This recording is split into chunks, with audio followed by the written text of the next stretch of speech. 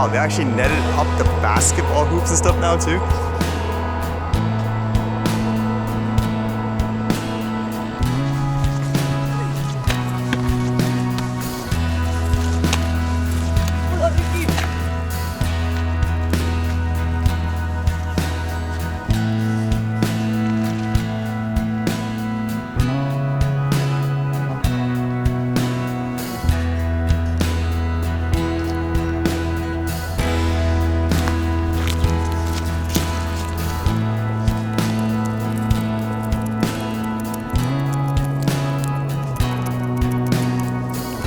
Okay, so many interesting stories and stuff today. Where to start? Seems like it had a lot to do about money and stuff like that too, just in relations to pandemic and all that.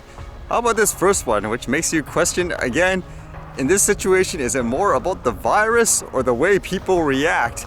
As you all know, during this time, one of the recommendations is to do things such as washing your hands and all that, disinfecting the area, because you could basically be spreading germs, viruses, or whatever that way through contact or through basically touching objects that have been infected. I guess some people are taking it to the extreme where someone actually tried to clean their money.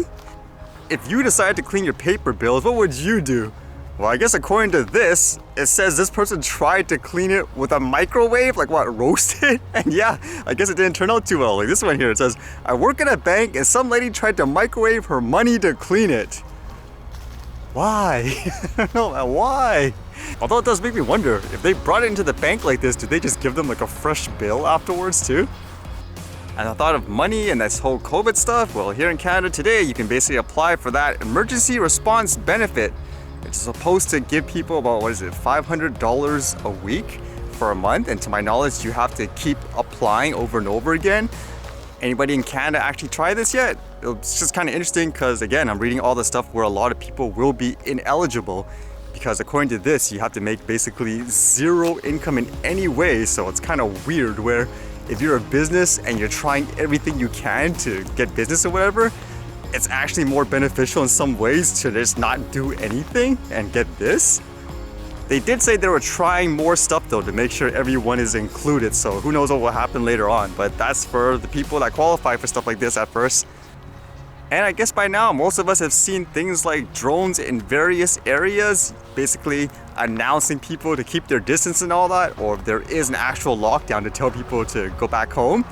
And this one actually had a weird twist to it. So I guess first they showed you this drone, I guess flying around in New York, they said, basically alerting people, keep your distance and all that. This one here says, watch, a drone was seen flying over Manhattan Park on Saturday, urging pedestrians to, quote, maintain social distancing. So you can see all this here.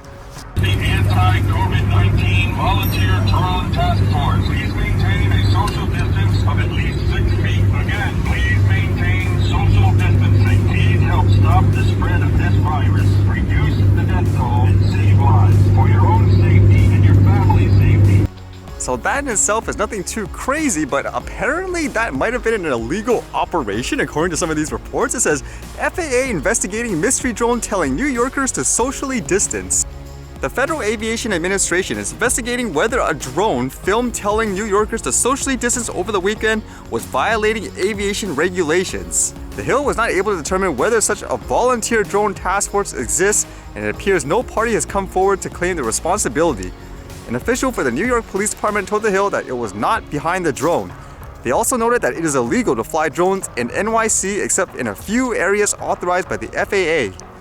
I actually remember some of the comments you guys wrote where it's really strict to fly drones there, and as well that story where they said if you were actually allowed to fly drones for things like building inspections and one of those deaths or whatever never would have happened. So it'd be kind of interesting here if it's just some, I guess, person deciding to do this themselves. And then the last thing I read, which was kind of fascinating, because I guess with this virus, people are still trying to figure out where it came from and all that. I know initially all the story says it came from bats, whereas afterwards they said there was actually no conclusive evidence. Well, this one here says, tiger tests positive for coronavirus at Bronx Zoo, first known case in the world. And they say, quote, it's the first time to our knowledge that a wild animal has gotten sick from COVID-19 from a person, says Paul Calais, chief veterinarian of the Bronx Zoo. The Malayan tiger named Nadia likely contracted the coronavirus from an infected but unknown asymptomatic zookeeper. It's the only thing that makes sense, Callie says. The zoo has been closed to visitors since March 16th. Although according to this article, if they got it from another person, I don't know how much of a milestone that is versus the animal already had it, then at least you would know the source, so to speak.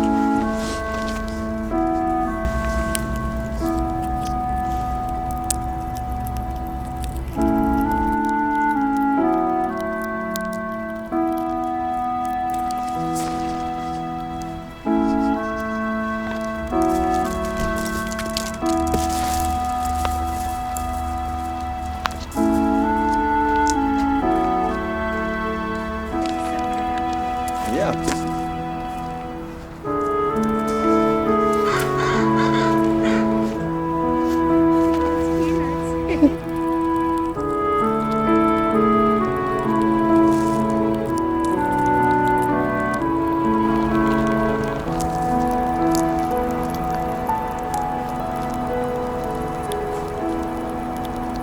You see how much more alert it is now that they got attacked by the squirrel? Now you know why they are so, I guess, anxious all the time usually.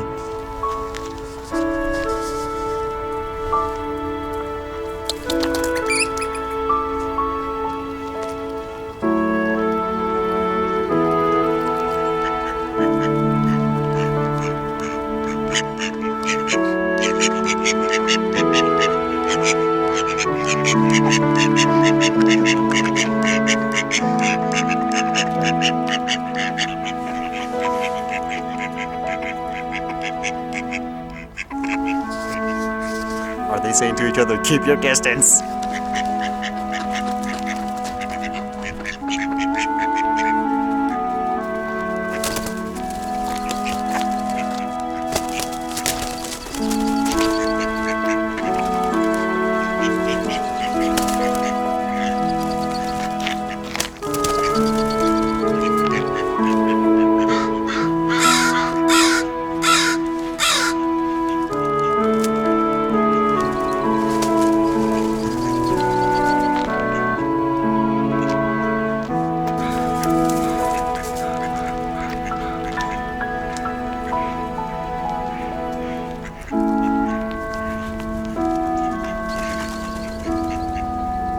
Man, that duck is brutal. You see, like the crow came in, it's like, fight, fight!